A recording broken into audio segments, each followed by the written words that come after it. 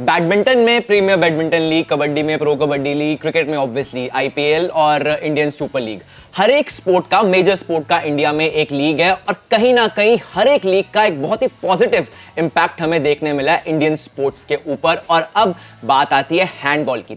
थोड़ी अगर मैं इंट्रोडक्शन दूं, थोड़ा पीछे जाऊं, 50 साल हो गए इंडिया को ऑलमोस्ट हैंडबॉल खेलते हुए और ओलंपिक्स में अभी भी डेब्यू नहीं करा। साउथ एशियन गेम्स में obviously we have a gold medal, अच्छा परफॉर्मेंस है। Asian Games is the next step और Olympics is a dream right now.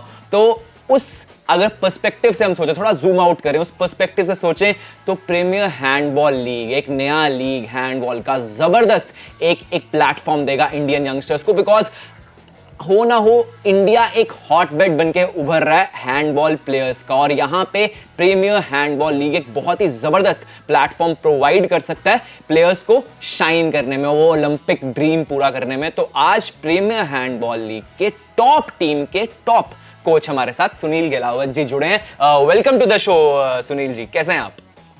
Thank you sir, thank you, I am good, आप बताइए। बहुत बढ़िया जी जी जी, बहुत बढ़िया, थैंक यू फॉर आस्किंग। अच्छा सुनील जी, मैं आपसे ये पूछना चाहूँगा, हम प्लेयर से तो लगातार ये पूछते ही रहते हैं कि यार क्या जर्नी है, कैसे स्टार्ट करा, ये वो, लेकिन एक बार कोच से भी पूछना बनता है बिकॉज कोच ही प्लेयर्स को बनाता है at the end of the day. तो आपकी जर्नी कैसे शुरू हुई और फिर कोचिंग में कैसे आए, सारा मैं बैकग्राउंड जानना चाहूँगा आपका। हैंडबॉल का आपको पता है कि 1972 में इंडिया में स्टार्ट हुई थी और मेरा बर्थ है 1982 का, मतलब कि हैंडबॉल स्टार्ट होने के 10 साल के बाद मतलब कि मेरे बर्थ हुआ। लेकिन जैसे जैसे धीरे धीरे स्कूल में देखा, फिर ज्वाइन किया, क्योंकि मैं पहले स्कूल नेशनल खेला, फुटबॉल में खेला हुआ हूँ। जी जी। तो फिर देखा कि इस गेम के अंदर सारी स्पीड है, स्ट्रेंथ है, एजिलिटी है, कोऑर्डिनेटिव एबिलिटी, सभी जो कंपोनेंट्स हैं बॉडी के वो सभी इसके अंदर इन्वॉल्व हैं। और इसके साथ साथ ये कॉन्टैक्ट गेम भी है, तो मतलब अपने हर इमोशंस को आप रिलीज कर सकते हो इस गेम के साथ। तो मतलब एक जैसे कंप्लीट सुपर हिट फिल्म होती है ना, जिसके अंदर इमोशन है, कॉमेडी है, ड्रामा है, सब कुछ है, तो इस गेम के अंदर वो सारी चीजें कंपोनेंट्स हैं। तो मुझे ये गेम बहुत अच्छी लगी, फिर मैं इस गेम में स्विच हो गया। तो इस गेम में स्विच होने के बाद फिर मैं प्रोफेशनल डिग्री किया, डिप्लोमा किया और पिछले 20 साल से मैं हैंडबॉल टीम के कोच हूँ। सब जूनियर से लेके इंटरनेशनल लेवल तक पार्टिसिपेट किया और अभी पीछे 2022 में गोल्ड मेडल आया था इंडिया का, पहली बार एशियन चैंपियनशिप में जूनियर वन में, उसमें मैं हेड कोच था टीम का। तो अच्छा लगा कि कंट्रीब्यूट किया है इंडिया के लिए। अच्छा लगा कंट्रीब्यूट। ये मुझको लाइन सुन के बड़ा मजा आया कि ये फिल्म की तरह है, सब इमोशंस आ जाते हैं। बहुत सही, बहुत बढ़िया। अच्छा सर, ये मतलब यहाँ पे महाराष्ट्र आयरनमैन के आप मतलब कोच हैं, जबरदस्त। और अगर आप एक इनिशियल इंप्रेशंस देना चाहें लीग के कि किस हिसाब से सेटअप है, क्या हो रहा है, क्या आपको लगता है पोटेंशियल है इस लीग का आगे जाके, तो क्या लगता है आपको? देखो, मैंने वर्ल्ड चैंपियनशिप में भी पार्टिसिपेट किया है और एशियन चैंपियनशिप में तो खैर हम करते ही हैं। तो ये वर्ल्ड चैंपियनशिप के लेवल का टूर्नामेंट है, इन्होंने बहुत अच्छे से ऑर्गेनाइज किया है इस टूर्नामेंट को और पब्लिसिटी भी काफी अच्छी हो रही है और लोगों को पसंद आ रही है गेम। और मैंने जैसे फीडबैक लिया था, जैसे गांव में है, स्कूल्स में जो बच्चे हैं इसको फॉलो कर रहे हैं, तो ये काफी अच्छा है हमारे लिए, हैंडबॉल के लिए अच्छा है और लीग के लिए बहुत अच्छा है। ये काफी पॉपुलर हो रहा है, आगे आने वाले टाइम में लगता है और ज्यादा हिट होगा और जो बाकी गेम्स है उनको ओवरकम कर लेगा, मुझे उम्मीद है। बाकी टीम्स को ओवरकम कर लेगा, ठीक है, बहुत बढ़िया। अच्छा सर, महाराष्ट्र आयरनमैन ने शुरुआत करी थी, एक बहुत अच्छी शुरुआत नहीं थी, लेकिन अब उसके बाद जो चलना शुरू करा है, 7 गेम अनबीटन रन, तो मतलब क्या बात हुई उस पहले गेम के बाद? और मतलब ऐसी अभी क्या ड्रेसिंग रूम में क्या माहौल चल रहा है, क्या बातचीत हो रही है? क्योंकि इस टाइम पे तो लग रहा है कि मतलब बहुत आराम से फेवरेट्स है, you are the favourites right now. तो क्या माहौल है ड्रेसिंग रूम में, क्या कॉन्वर्सेशंस क्या हैं प्लेयर्स के बीच में, कोच के बीच में? जो फर्स्ट मैच था हमारा वो काफी क्लोज गया था, ऑलमोस्ट मतलब कि एक गोल से हम लूज कर गए थे, वो भी जब टाइम बराबर हो गया था। पेनल्टी शूट आउट में तो 50-50% चांस होता है कोई भी टीम जीत सकती है। तो उसके बाद हमने जो टैक्टिक्स था उसको थोड़ा चेंज किया, डिफेंसिव के ऊपर ज्यादा वर्कआउट किया, कोई डिफेंस में लैप्सेस थे हमारे ज्यादा। तो अब टीम एज ए यूनिट काफी अच्छा काम कर रही है और जिसको जो रिस्पॉन्सिबिलिटी दी जाती है, क्योंकि पहला मैच था जो हमारे इंडियन प्लेयर्स थे उनको वो माहौल नहीं मिला था, वो एनवायरनमेंट नहीं मिला था, तो उस एनवायरनमेंट को अडॉप्ट करने में थोड़ा सा टाइम लगा उनको। अब वो सेट हो गए हैं तो आगे अच्छा रिजल्ट रहेगा, देखते हैं, होप सो। अरे अच्छा ही रहेगा जिस हिसाब से खेल रहे हैं। 7, जैसे मैंने कहा 7 गेम अनबीटन रन, तो मतलब अभी तो फेवरेट्स ही लग रहे हैं, कोई दिक्कत वाली बात लग नहीं रही है अभी इस टाइम पे। तो सर अभी जो अगर हम सोचे इंडियन प्लेयर्स और अभी फॉरेन प्लेयर्स भी हैं हमारे पास, हमारा कैप्टन भी महाराष्ट्र आयरनमैन का, तो अभी ऐसा कितना गैप है स्किल लेवल में अगर हम देखें, फॉरेन प्लेयर्स, इंडियन प्लेयर्स, और आप कहां तक वो ब्रिज करने का सोच रहे हैं और कितना टाइम लग जाएगा इस गैप को, स्किल लेवल को ब्रिज करने में, और कब तक आप को लगता है कि ये हम अचीव कर सकते हैं on a world level? World देखो बहुत अच्छा क्वेश्चन है कि जो फॉरेन प्लेयर्स का जो प्लेइंग स्टाइल है वो हमारे से थोड़ा सा डिफरेंट है। जी। डिफरेंट इसलिए है कि जो बेसिक चीज है, जो बॉल है वो ग्लू के साथ खेली जाती है, रेजिन बोलते हैं उसको। तो फॉरेन में वो रेजिन के साथ उनको अडेप्टेशन है, वो जैसे थ्रोइंग स्किल ही चेंज हो जाती है टोटली। बिल्कुल। तो वो अगर हम अब जैसे ये लीग हो रही है इसी तरह से अगर लोकल टूर्नामेंट्स भी हो जाएंगे तो हम उस स्किल्स को अडॉप्ट करने में ज्यादा टाइम लगेगा, क्योंकि हम ब्रेन हमारा बड़ा शार्प है जो हमारे प्लेयर्स हैं, जी तो वो जी जी जल्दी टेकअप कर लेते हैं। तो आपने टूर्नामेंट में देखा होगा कि जल्दी से कोई पासिंग और या कैचिंग एरर बहुत कम हो रहे हैं। स्टार्टिंग में ज्यादा हो रहे थे, अब बहुत कम हो रहे हैं।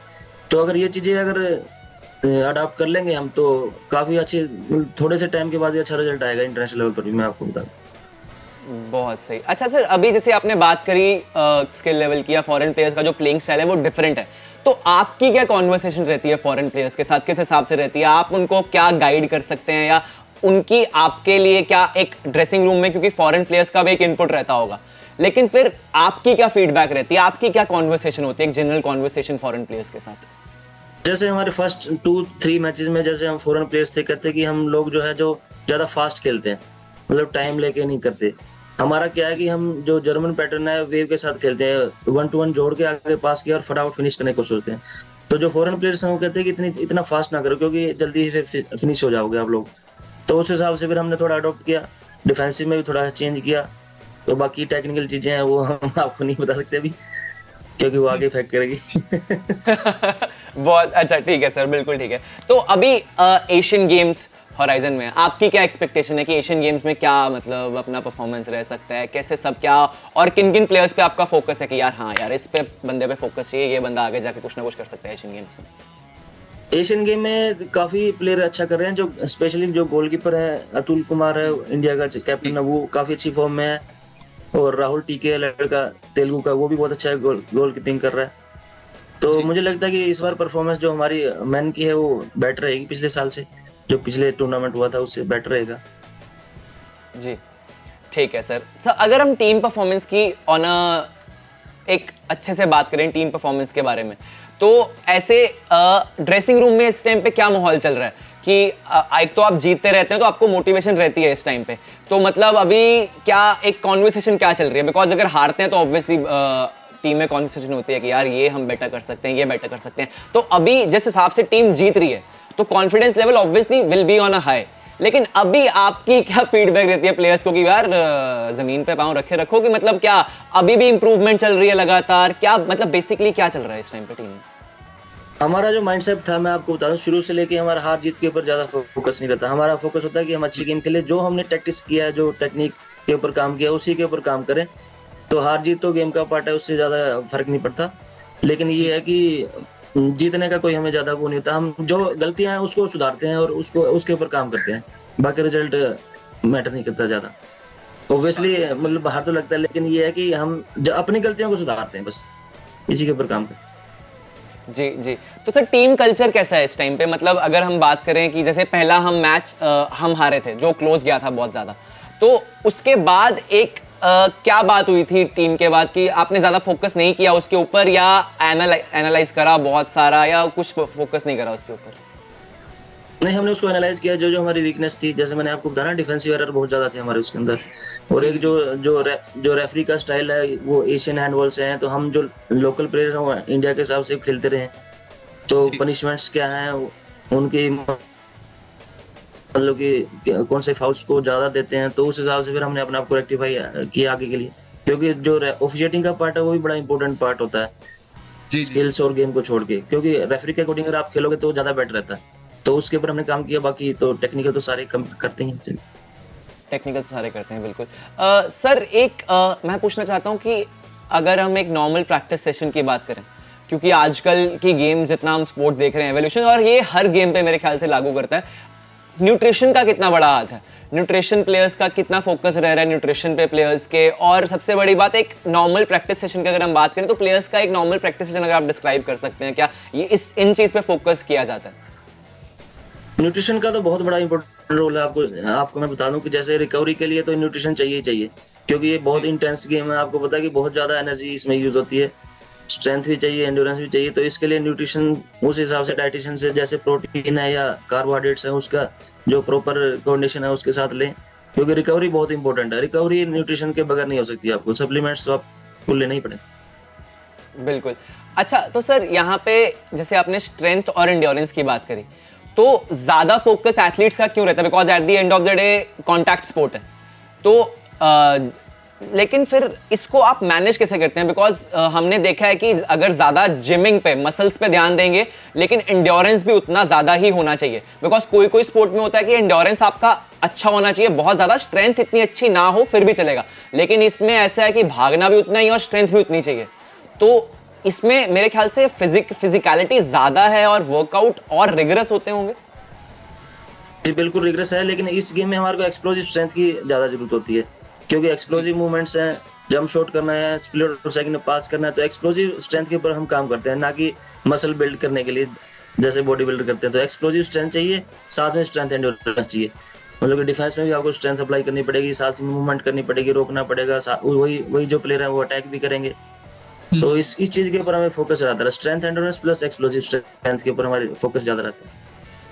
उस पर ज्यादा रहता है, ठीक है। तो सर अगर जैसे अभी कोई इनिशियल लड़के लड़कियां या वो ट्राई कर रहे हैं हैंडबॉल में आने का, बहुत यंग एज है, तो अगर आप उनको एडवाइस देना चाहेंगे कि यार इस चीज पे फोकस करो, उसके बाद धीरे धीरे आप ग्रो करते रहोगे, तो वो क्या आपका एक एडवाइस होगा कि यार हाँ यहाँ से आप स्टार्ट कर सकते हैं?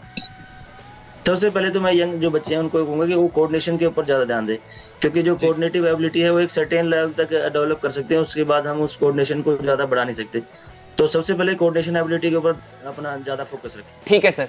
तो सर लास्ट मेरा ये 2-3 क्वेश्चंस हैं आपसे, बस मैं ये पूछना चाहूंगा, जैसे अभी आप नेशनल टीम के ऑब्वियसली यहाँ पे आप कोच रह चुके हो, तो आपको क्या लग रहा है कि किस हिसाब से जो ये प्रीमियर हैंडबॉल लीग का कंपटीशन है, आपने बात करी कि फॉरेन प्लेयर्स का प्लेइंग स्टाइल डिफरेंट है, सब कुछ है, तो किस हिसाब से ये league at the end of the day कितना उस स्किल लेवल में ऐड करेगी? और ये मैं बात कर रहा हूँ सिर्फ डिफरेंट टीम्स की नहीं, मैं ऑन अ थोड़ा जूम आउट करके इंडिया के पर्सपेक्टिव से भी सोचना चाह रहा हूँ यहाँ पे। तो ऑन अ होल ये किस हिसाब से स्किल लेवल में ऐड करेगी ये लीग, और कंपटीशन प्रेशर किस हिसाब से आपको लगता है कि ये आगे जाके हेल्प करेगा? आगे जाके बहुत ज्यादा हेल्प करने वाला है, क्योंकि जो फॉरेन प्लेयर्स के स्किल्स हैं, स्पेशली जो थ्रोइंग आर्म है, थ्रोइंग का जो स्टाइल है वो के लिए, क्योंकि गम बॉल के साथ जो रेजिन बॉल के साथ जो एल्बो ड्रॉप अगर हो जाती है हमारी, जैसे मैं आपको बता रहा हूँ, हमारा स्टाइल क्या है ये ऐसे पास करने का, लेकिन यहाँ से अगर बॉल अगर पास करेंगे तो वो चिपक जाती है नीचे, पासिंग एरर रहता है। तो जो फॉरेन प्लेयर्स हैं उनका क्या है कि अब ये रखते हैं, एल्बो को शोल्डर से ऊपर रखते हैं, यहाँ से रिलीज करते हैं बॉल। तो उससे क्या होगा, जो स्किल्स है हमारी डेवलप होंगी थ्रोइंग के लिए। बेसिकली थ्रोइंग का ही दिक्कत हमारे को ज्यादा रहता है, अगर थ्रोइंग का ठीक रह जाएगा तो फिर स्ट्रेंथ ऑब्वियसली डेवलप हो जाएगी प्लेयर्स की, और वो हमारा काम वैसे यही एक कमी है, कैचिंग और पासिंग जो गम बॉल के साथ होती है। बाकी स्किल वाइज जो इंडिविजुअल स्किल्स हैं वो हमारी फॉरेन प्लेयर से बेटर हैं। फॉरेन प्लेयर से बेटर है, ये बात हुई ना, ये सुन के अच्छा लगा। ठीक है, thank you so much Sunil ji for joining us on Khel Now, and we wish you a very good luck for the season ahead, और मुलाकात आपसे होती रहेगी होपफुली, और thank you so much for joining us. Thank you so much for your visit, thank you.